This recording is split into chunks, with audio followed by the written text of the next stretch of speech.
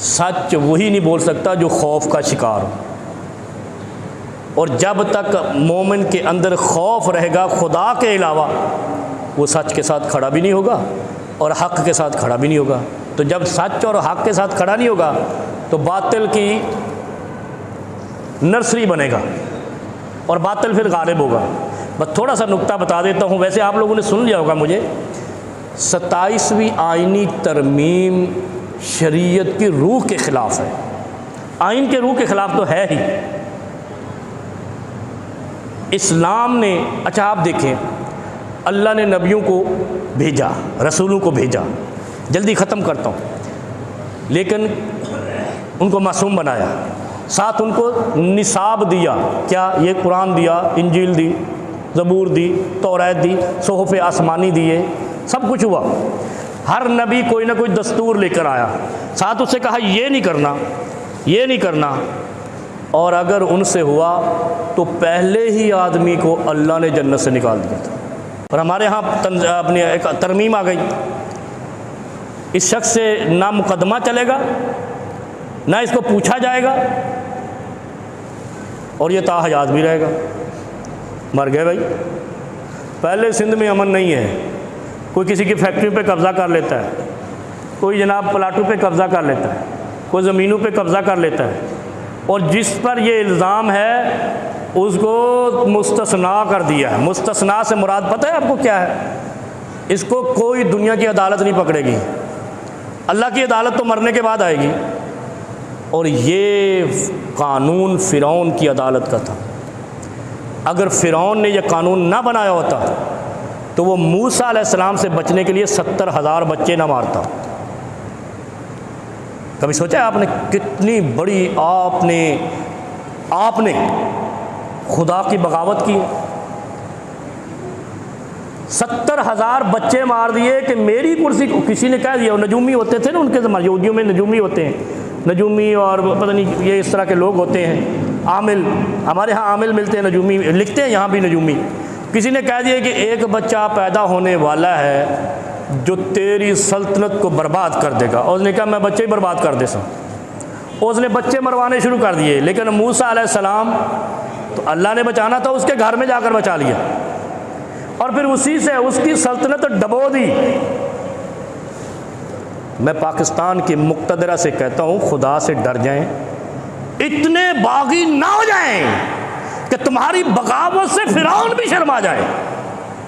یہ اتنا بڑا ظلم تم نے کیا ہے، اس کو ہلکا نہیں لو، کہ جب تم زمین پہ کسی کو معصومیت کا اپنے ووٹ سے، آپ نے ووٹ سے ایسے لوگوں کو منتخب کیا ہے کہ جس نے جا کر کسی انسان کو معصوم اور مستثنا قرار دے دیا ہے، خدا کو عرش پہ غضب نہیں آیا ہوگا؟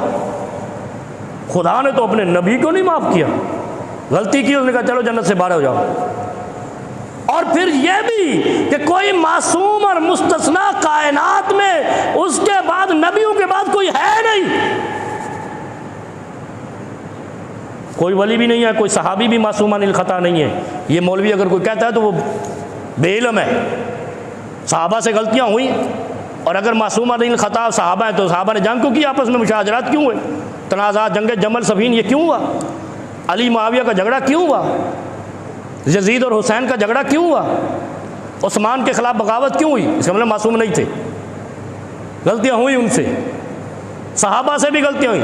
معصوم صرف انبیاء، اور موت تک نبی ہی نبی رہتا ہے، اور کسی کو کوئی عہدہ موت تک نہیں ہوتا۔ یہ تم نے خدا سے جنگ کی ہے، پہلی جنگ سود تھی، اور یہ سود سے بڑی جنگ ہے کہ خدا نے تو عدالت لگانی ہے، میزان لگانا ہے، حساب لگانا ہے، اور پھر وہاں کیا فَيَدْعُوا ثُبُورًا، پھر آپ لوگوں نے اپنے سر پیٹنے ہیں، يَشْهَدُوا ثُبُورًا، ہائے ہلاکت، ہائے ہلاکت، ہائے ہلاکت۔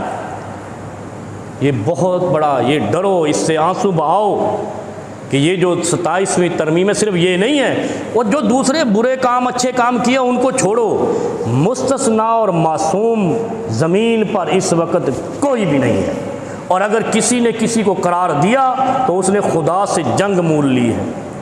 اللہ رب العالمین پاکستان پر رحم کرے۔ اور پھر یہ روتے ہی رہیں گے امن کے لیے، خوشحالی کے لیے، وہ خدا سے جنگ کر کے کوئی سکون سے رہے گا؟